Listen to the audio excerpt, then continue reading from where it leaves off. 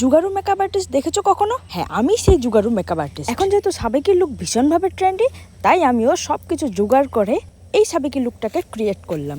আর এই সাবেকি hair style করার জন্য আমাদের অবশ্যই একটা আর্টিফিশিয়াল বেনুনির দরকার, যেটা আমার কাছে একদমই ছিল না।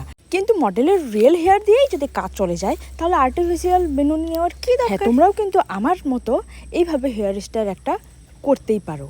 এক একটা মেকআপ শ্যুট করতে কত কত খরচা হয় আমাদের, সেটা শুধু আমরা একমাত্র মেকআপ আর্টিস্টরাই জানি।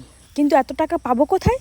সেজন্য আমি সব কিছু জোগাড় করেই এই লুকটা ক্রিয়েট করেছি। ড্রেস থেকে শুরু করে জুয়েলারি অবধি সব ছিল কিন্তু জোগাড় করা। হ্যাঁ, শাড়িটা শুধু ছিল আমার মায়ের।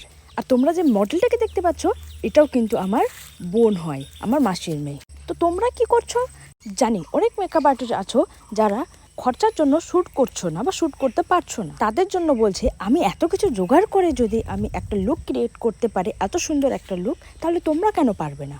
হ্যাঁ, নিজেকে আমি জুগারু মেকআপ আর্টিস্ট বলছি, এতে আমার একটুও লজ্জাবোধ হচ্ছে, কারণ আমি মেকআপ আর্টিস্ট। আমার কাজ তোমাদের সবার কাছে পৌঁছাতে হবে।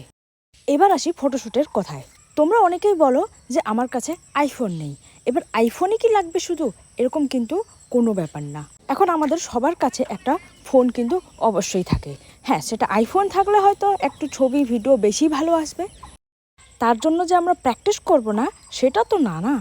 তোমরা কি জানো, হাতের কাজে পারফেকশন না থাকলে আইফোন কিন্তু তোমার কোনো কাজে আসবে না। কারণ আইফোন একটা ছোট ছোট জিনিসকেও কিন্তু ফুটিয়ে তোলে। আর সেটার জন্য কিন্তু তোমাদের চাই প্র্যাকটিস, প্র্যাকটিস অ্যান্ড প্র্যাকটিস।